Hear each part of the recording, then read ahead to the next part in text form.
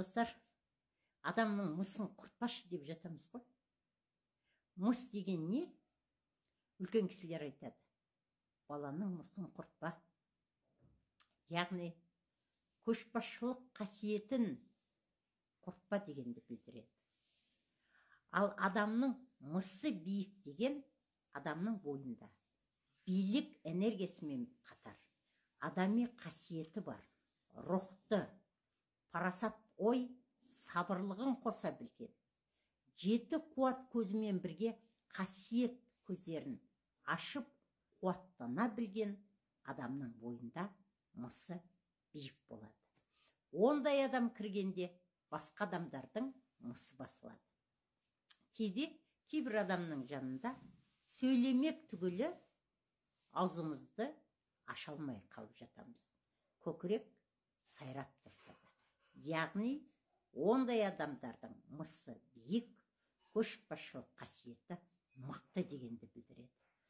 Мысы биік тарихи тұлғалар көп болған.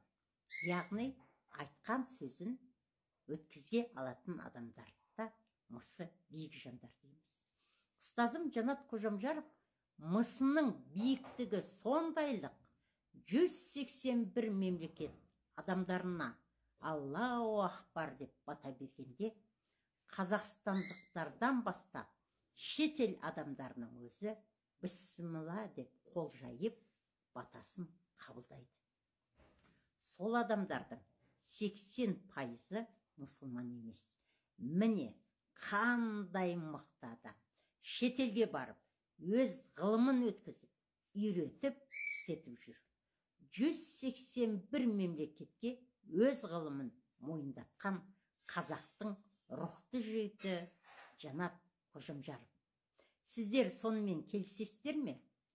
Жанат Қожамжаров менің ұстазым деп мақтан тұтып жар саламын.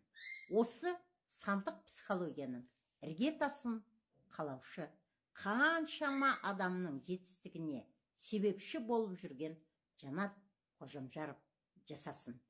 Жанат, Жанат, Жанат, Алла разы болсын. Сандық психология деген адамды алыстан тануды үйрететін ғылым. Сандық психология арқылы түсінікке келіп, үйлесімді өмір сүріп, азап шегуден кетіп, бай қуатты өмір сүру мүмкіндігіне ие боласыздар, достар. Соны естеріңізден шығармаңыздар.